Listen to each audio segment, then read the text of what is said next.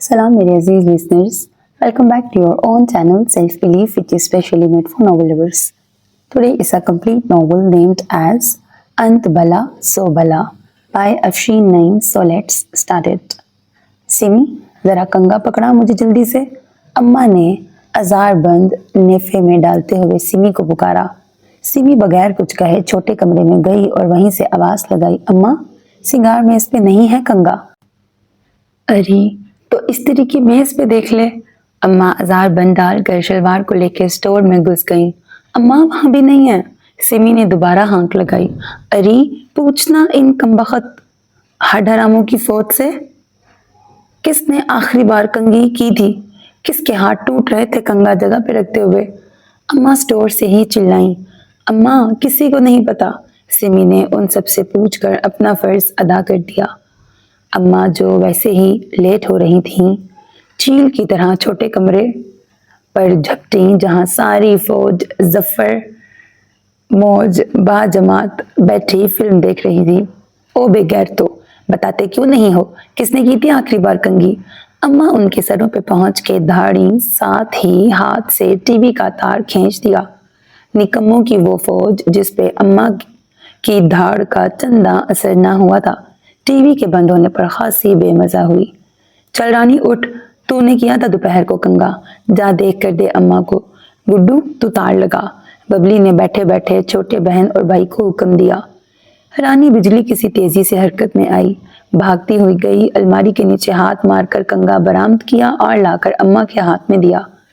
गुड्डू ने बगैर किसी ताखीर के हुक्म पे अमल किया और तार लगा दिया। अम्मा की जबान को भी कंगा मिलते ही ब्रेक लग गया। जल्दी से बाल खोलकर कंघी की, बुर्का पहना, चप्पल पाँव में अड़सी और जाते जाते ताकीद की, ये फिल्म देखकर टीवी बंद कर देना, दूसरी लगा के ना बैठ जाना। बबली तू फादी को भेज कर कोई दाल मंगवा के पका लेना, तारी मेरे साथ जा रहा है। अच्छा ठीक है। बबली ने टीवी पर नजर जमाए जमाए माँ को तसल्ली दी। अम्मा तारी का हाथ पकड़कर घर से निकल गईं।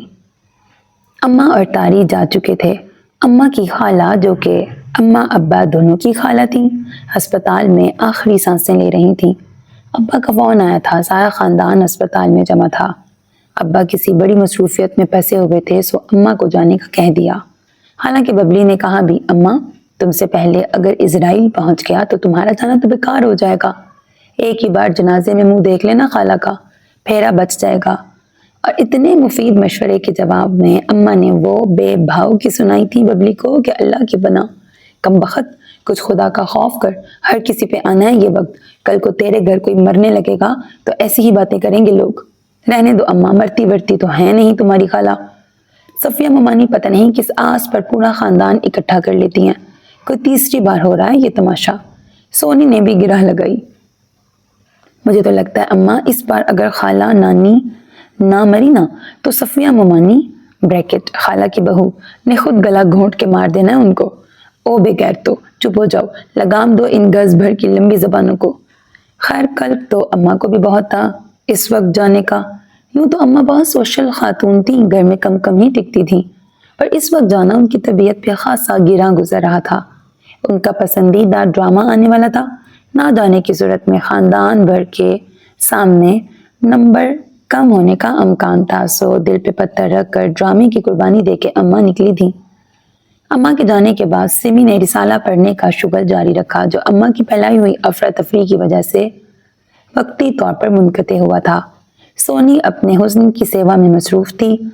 बाकी मानदार लोग ज़ोक़ो शौक़ से फिल्म का इख्तिताम देख रहे थे और अम्मा की हदायत के ऐन मुताबिक फिल्म ख़त्म होने के बाद उन्होंने दूसरी फिल्म नहीं लगाई थी, बल्कि ड्रामा लगा लिया था। 23 बरस हो गए थे अम्मा अब्बा की शादी को। इन 23 सालों ने उन दोनों को 9 फूल जैसे प्यारे प्यारे बच्चे दिए थे। शुरू के 5 बच्चे घर में दाइयों के हाथों और आखिर के 4 बच्चे अस्पताल में पैदा हुए थे।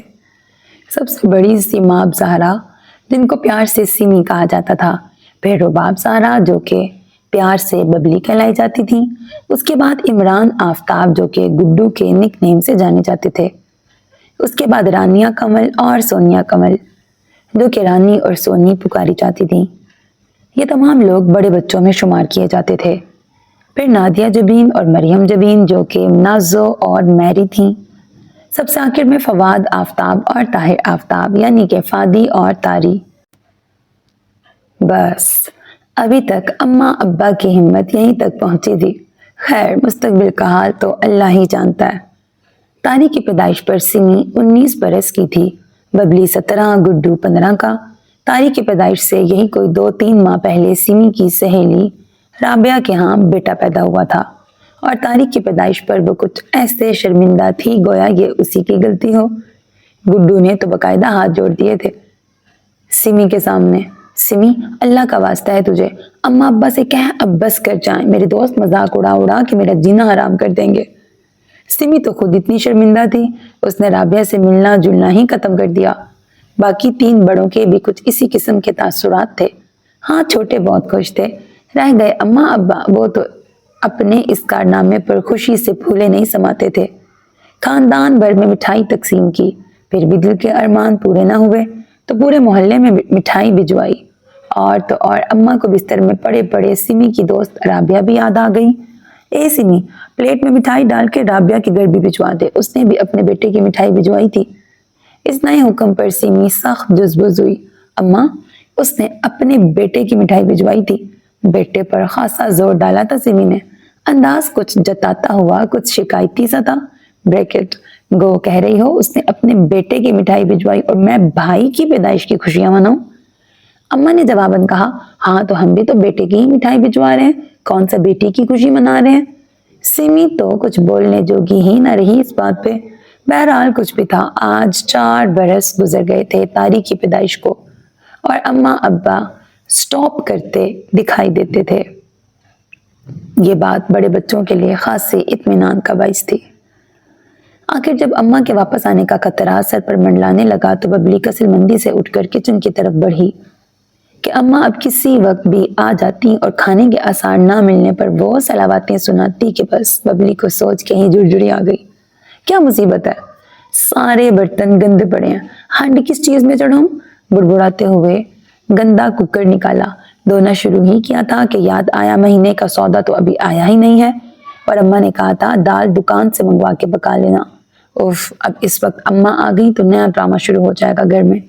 فادی اٹھ میرے بھائی، بھاگ کے جا، ملک صاحب کی دکان سے کالی مسور لا دے۔ ببلی نے فادی کی منت کی۔ کیا ہے آپا، کتنی دیر سے تم لوگ اپنی مرضی کی چیزیں دیکھ رہے تھے، اب میرے کارٹون کا ٹائم ہے، میں نہیں جا رہا۔ جا میرا پیارا بھائی، 2 منٹ لگیں گے، تو بھاگ کے واپس آ جانا۔ ببلی فادی کو منانے کے لیے ساتھ گڈو کو بھی دل ہی دل میں گالیاں دے رہی تھی جو جانے کس وقت گھر سے کھسک گیا تھا، ورنہ اسی سے منگوا لیتی۔ فادی کسی طور کارٹون چھوڑ کے جانے کو تیار نہیں تھا۔ اچھا تو دکان سے اپنے لیے چیز بھی لے لینا۔ چیز والی بات پر فادی کھڑا ہو گیا۔ ٹھیک ہے، لاؤ 2 پیسے اور زیادہ پیسے دینا، زیادہ چیز لوں گا۔ ببلی نے دانت پیستے ہوئے پیسے پکڑائے اور جا کر کچن سمیٹنا شروع کیا۔ کھانا پکانے اور برتن دھونے کی ذمہ داری شروع سے ببلی کی تھی۔ سیمی آٹا گوندھ کر روٹی پکاتی تھی، ساتھ ساتھ گھر صاف کرنا بھی اسی کے ذمہ تھا۔ رانی اور سونی ہفتے کے ہفتے مشین لگا کے کپڑے دھوتی تھیں، پھر کپڑے طے کر کے الماریوں میں رکھنا رانی کا کام تھا، جبکہ استری کا کام سونی کے ذمہ تھا۔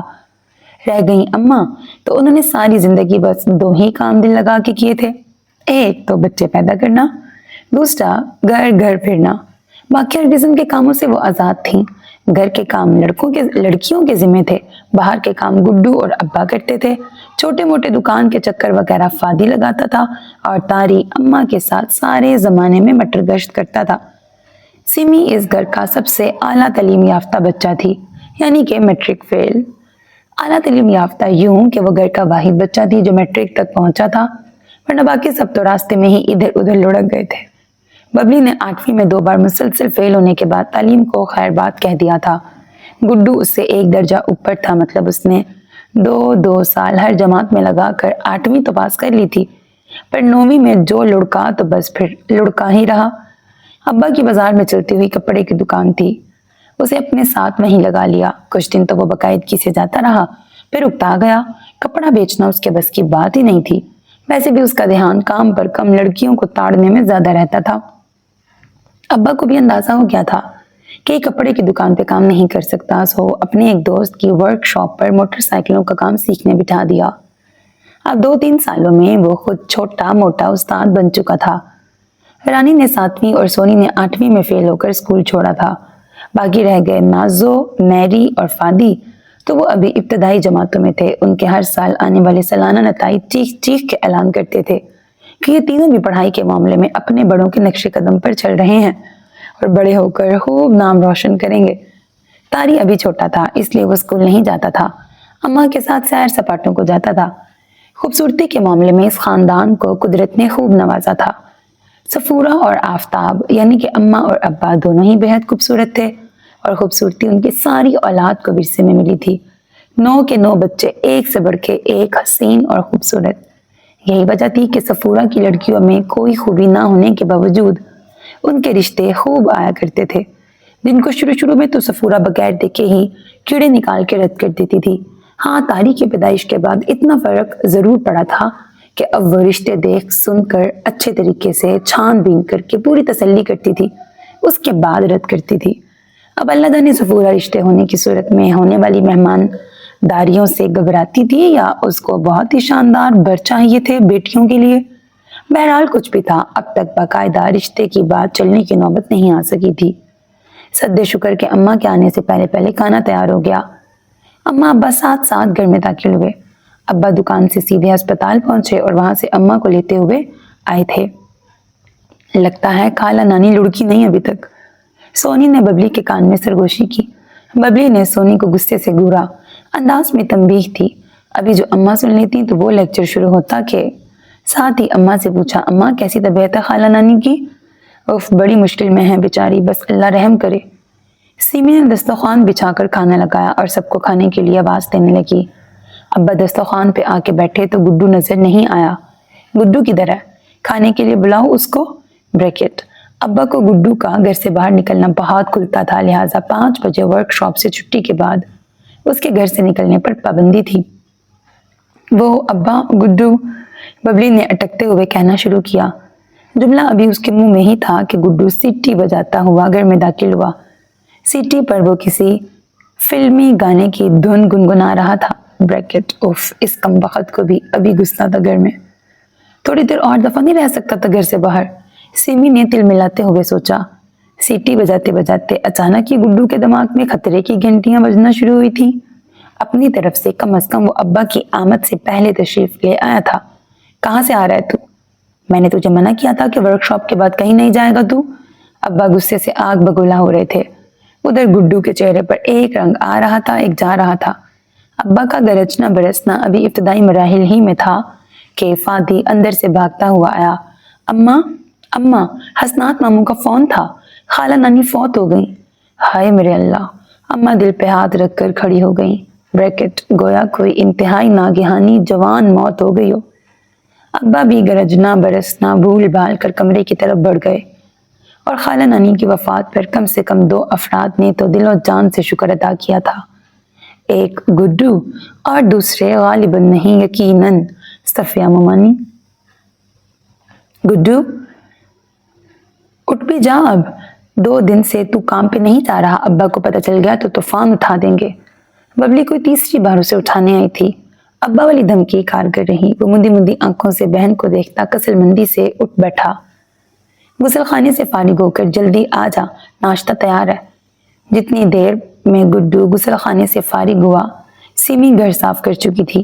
ببلی نے پلاسٹک کی میز گڈو کے سامنے دھری، اس پر ناشتہ لا کر رکھا، ساتھ ہی خود بھی موڑھا کھینچ کے بیٹھ گئی۔ سیمی بھی ہاتھ دھو کے ادھر ہی ٹک گئی۔ رانی، سونی، اماں، سب لوگ کدھر ہیں؟ گڈو نے ادھر ادھر دیکھتے ہوئے پوچھا۔ چھوٹوں کا تو پتہ ہی نہیں تھا، اسکول گئے ہوں گے۔ خالہ نانی کا سویم ہے آج، اماں طاری کے ساتھ وہیں گئی ہیں۔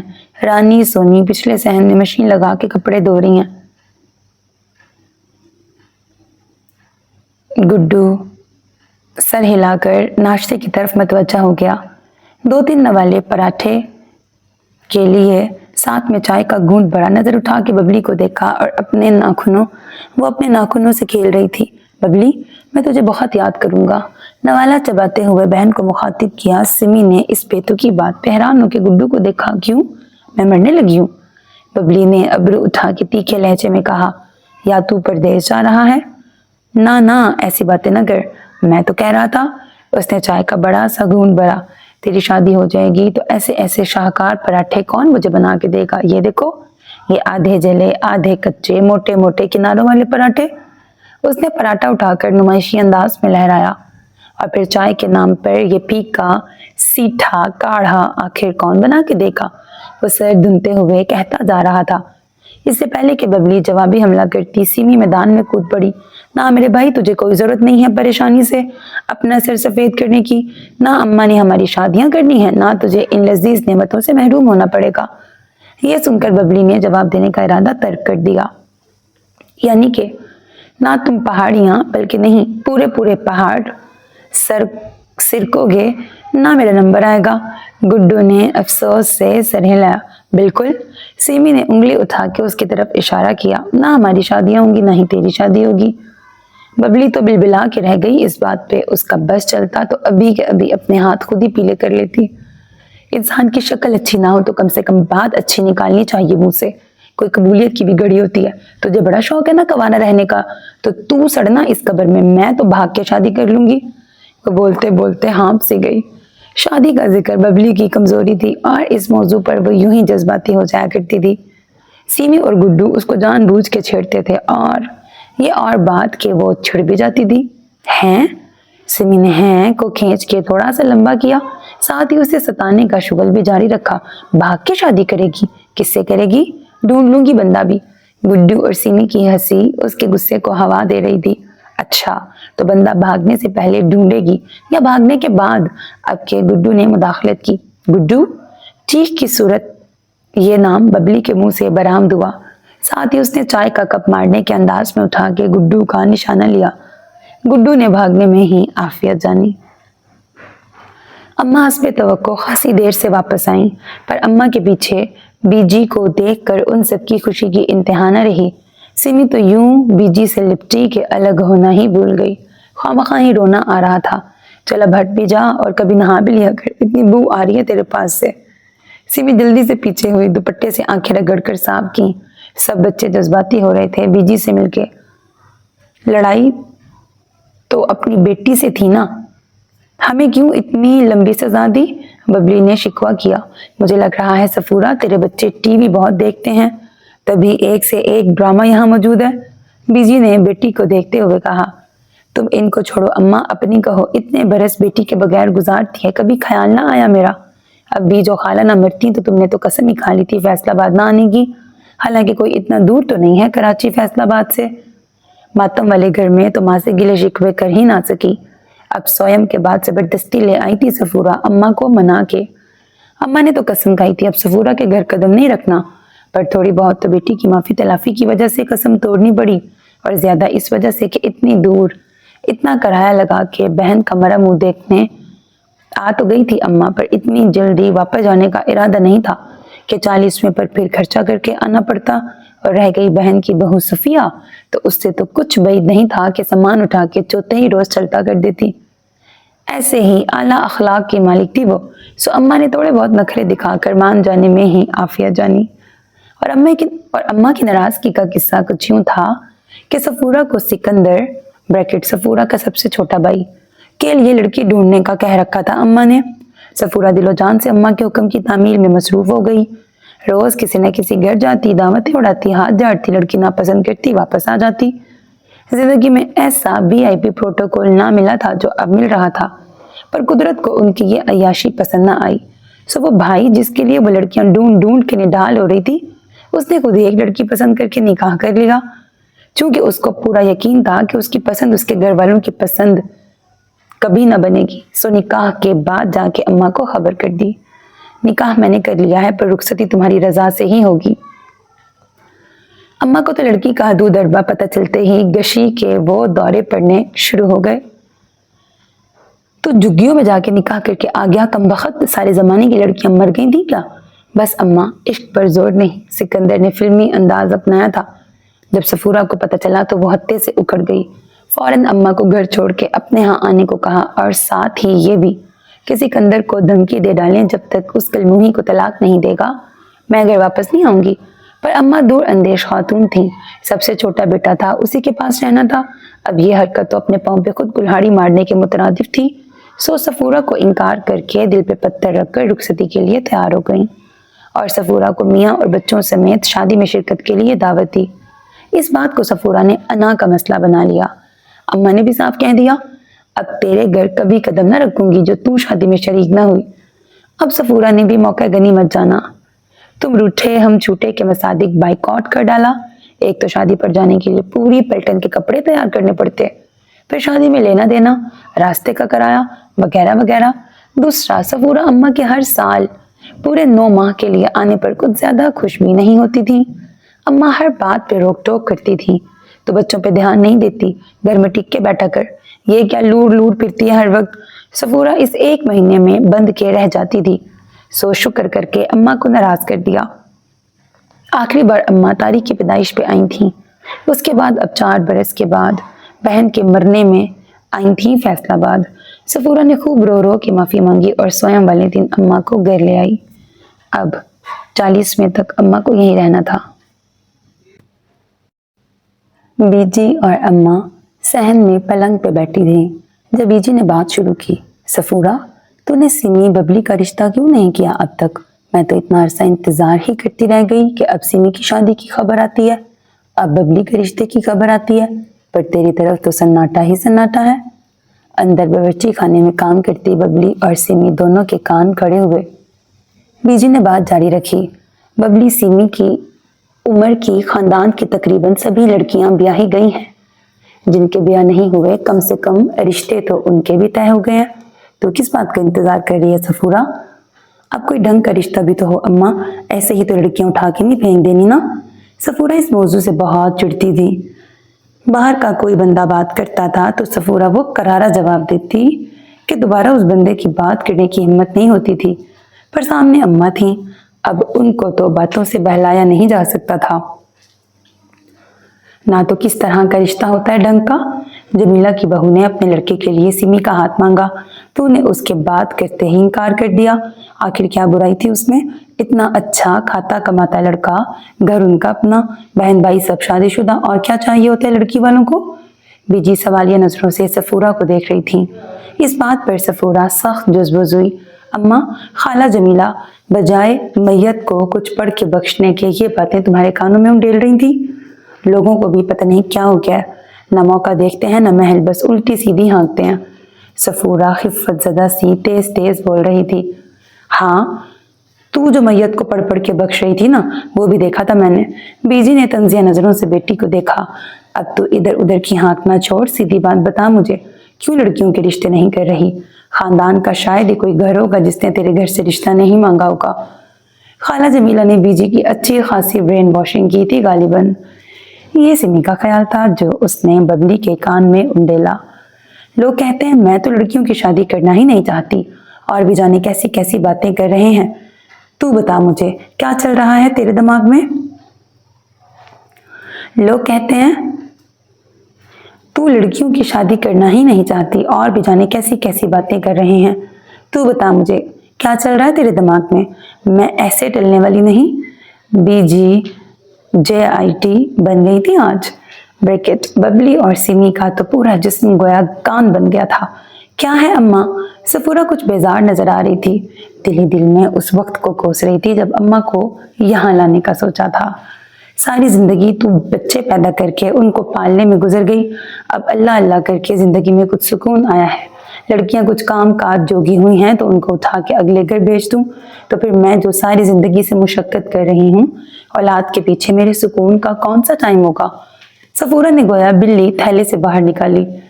बल्ले भाई बल्ले, तू और मुशक्कत कर रही है बच्चों के पीछे, जैसे मैं तुझे जानती नहीं हूँ। खाने और सोने के अलावा सारी जिंदगी अगर तूने कोई काम किया है ना, तो वो लूर लूर फिरने का है। तू और तेरी मुशक्कत सब जानती हूँ मैं। ब्रैकेट बीजी के इस वाज पर किचन में बैठी बबली और सिमी सर ढूंढ रही थी।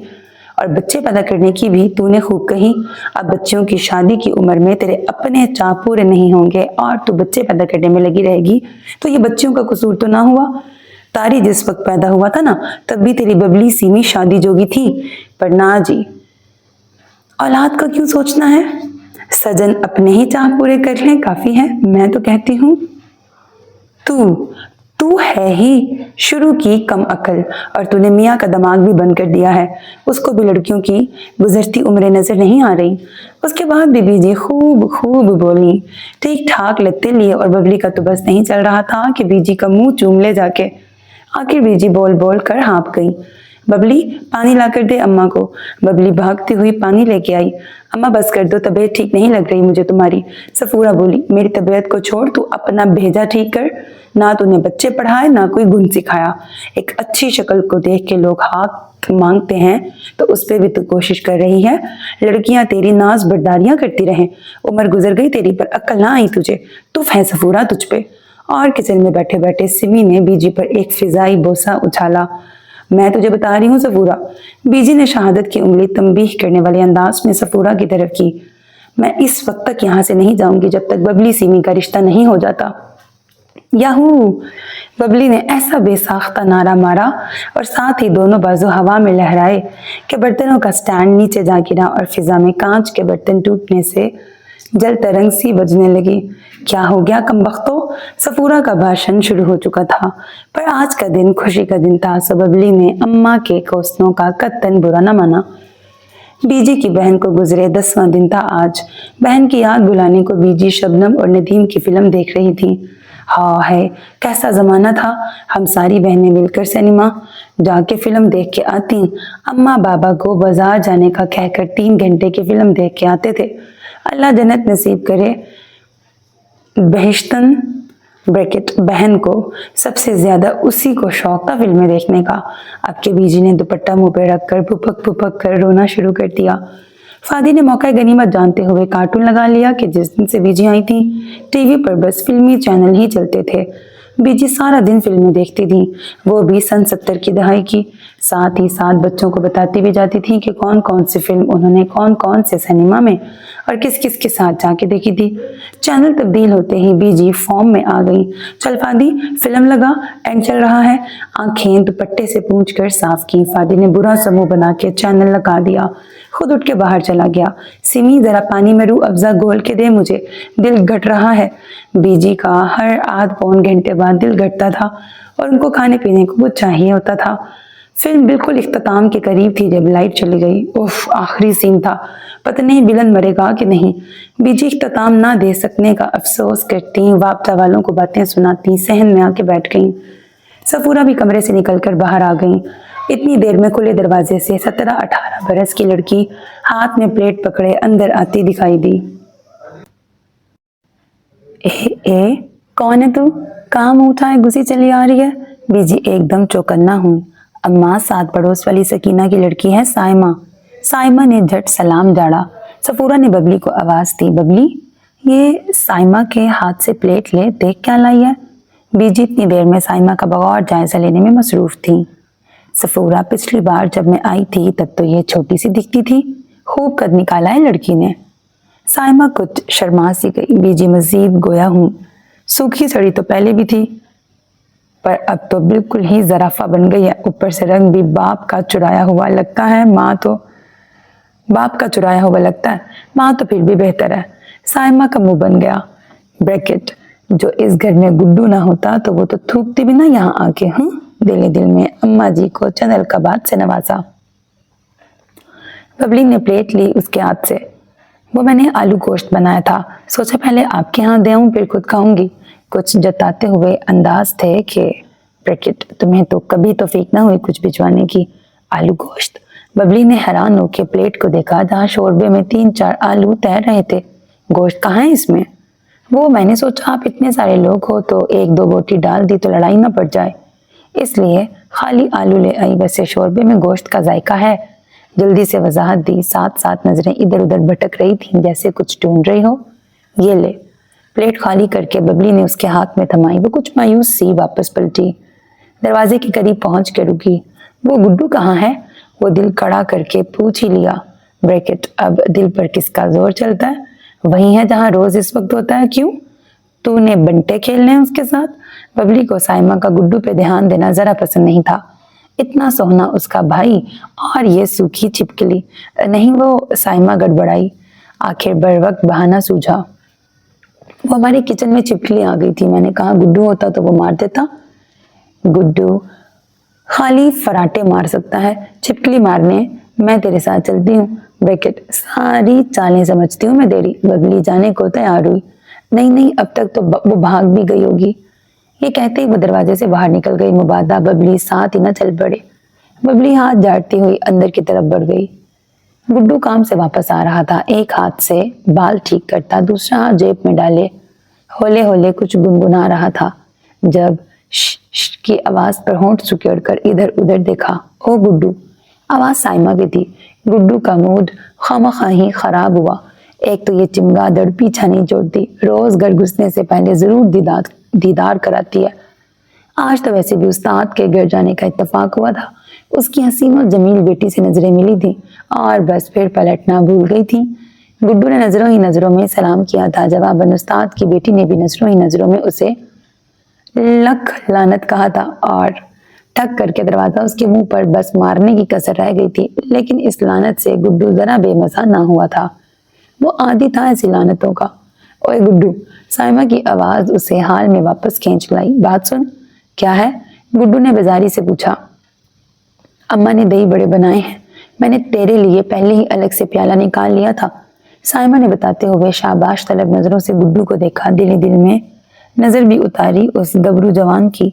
हाँ, पिछली बार जो तेरी अम्मा ने दही बड़े बनाए थे ना, और तूने बड़ी चाह से मुझे खिलाए थे, पूरी रात मेरी लैट्रिन के चक्कर लगाते गुजरी थी। तेरी बहुत मेहरबानी, जो तेरी अम्मा तेरे बाबा से बदले लेने के लिए जमान घोटे वाले दही बल्ले बनाती है ना, तुझे ही मुबारक हो, मुझे माफ कर दे। गुड्डू ने दोनों हाथ जोड़े और कदम अपने दरवाजे की तरफ बढ़ाए। अच्छा सुन तो, वो जल्दी से बोली कि कहीं वो अपने घर के अंदर ही ना घुस जाए।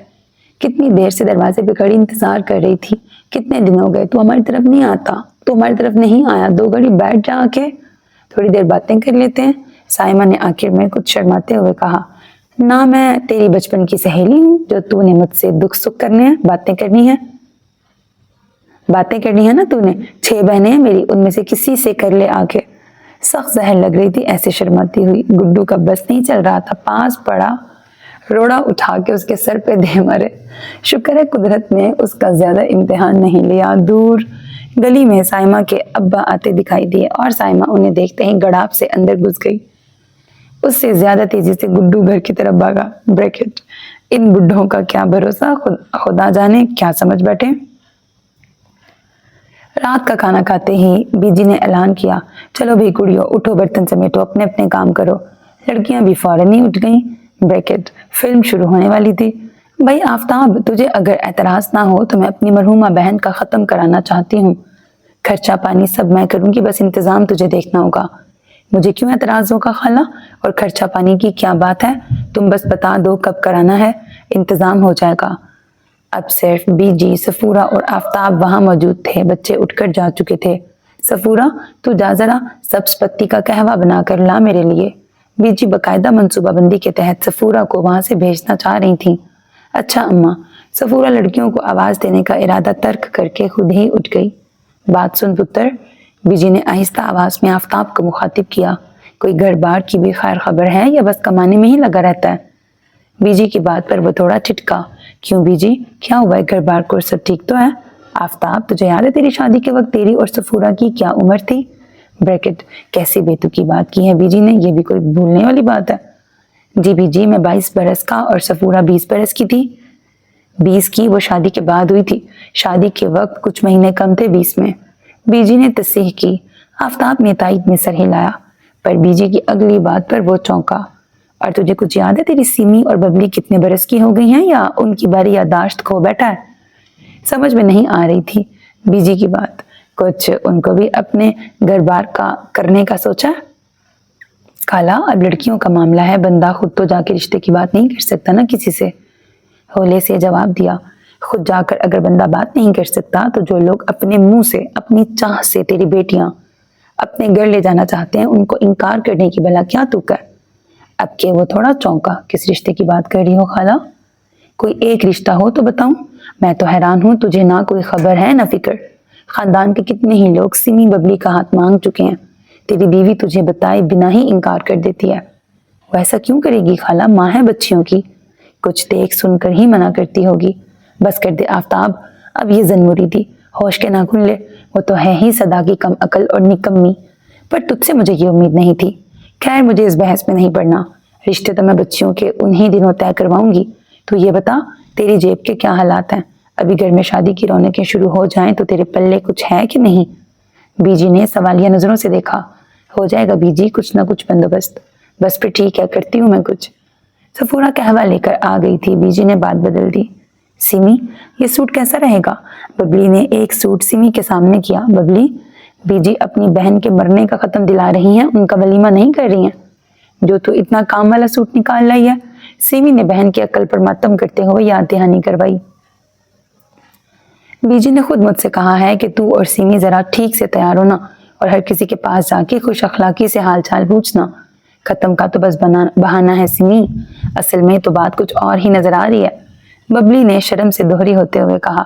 اچھا پھر تو ایسا کر، وہ لہنگا نکال کے پہن لے جو میں نے رابعہ کی شادی کے لیے بنوایا تھا۔ سیمی سے اس کا انداز ہضم نہیں ہو رہا تھا۔ ببلی کا منہ بن گیا اس طنز پہ، کوئی ڈھنگ کا مشورہ نہیں دے سکتی تو باتیں بھی نہ بنا۔ اچھا چل آ، میں تجھے بتاتی ہوں کیا پہننا چاہیے۔ پھر کافی غور و خوض کے بعد سیمی نے اپنے اور ببلی کے لیے کڑھائی والے سوٹ منتخب کیے۔ رانی اور سونی کے لیے بی جی نے خاص ہدایات جاری کی تھیں کہ زیادہ اچھے کپڑے پہننے کی ضرورت نہیں ہے، نہ ہی ہر کسی کے پاس جا کے سلام دعا کرنے کی ضرورت ہے۔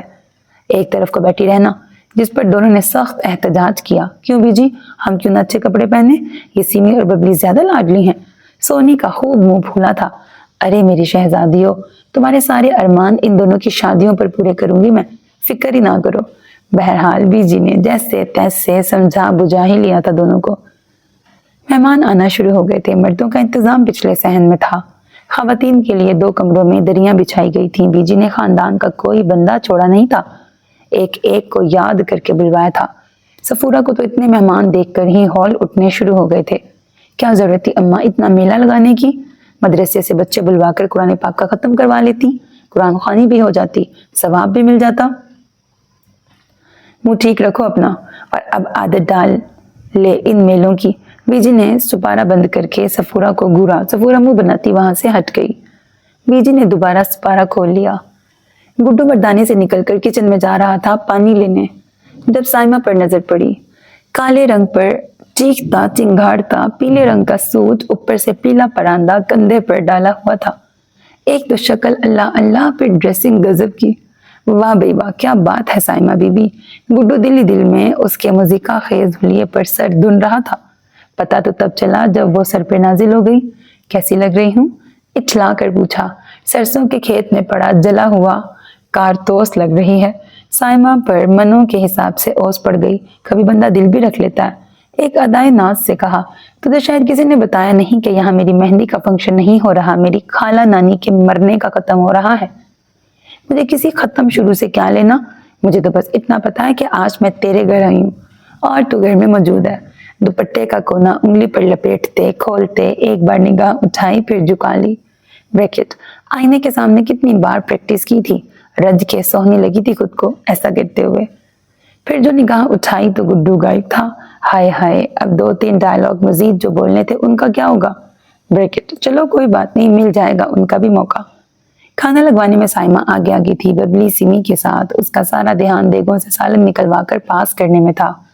بریکٹ اصل میں دیگوں پہ گڈو بیٹھا تھا اور سالن نکال نکال کر دیتا جا رہا تھا، لیکن ببلی اس کو موقع نہیں دے رہی تھی۔ جیسے ہی ببلی آگے پیچھے ہوئی، سائمہ پہنچ گئی خالی ڈش لے کر گڈو کے سر پہ۔ اس میں ڈالنا چاول؟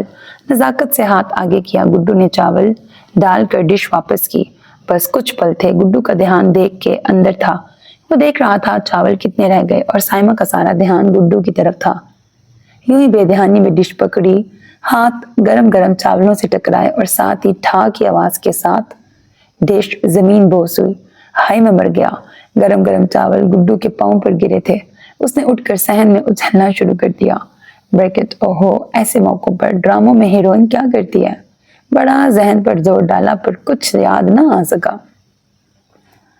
بہت سارے لوگ شور شرابہ سن کے آ گئے تھے۔ چل ہٹ تو یہاں سے، پہلی دفعہ کوئی کام کرنا پڑ گیا ہے، پر کام کم شور زیادہ ہے۔ बीजी ने गुड्डू को वहां से भेजा। मर्दाने से खाला जमीला के पोते को बुलवाकर देगों पर बिठाया था।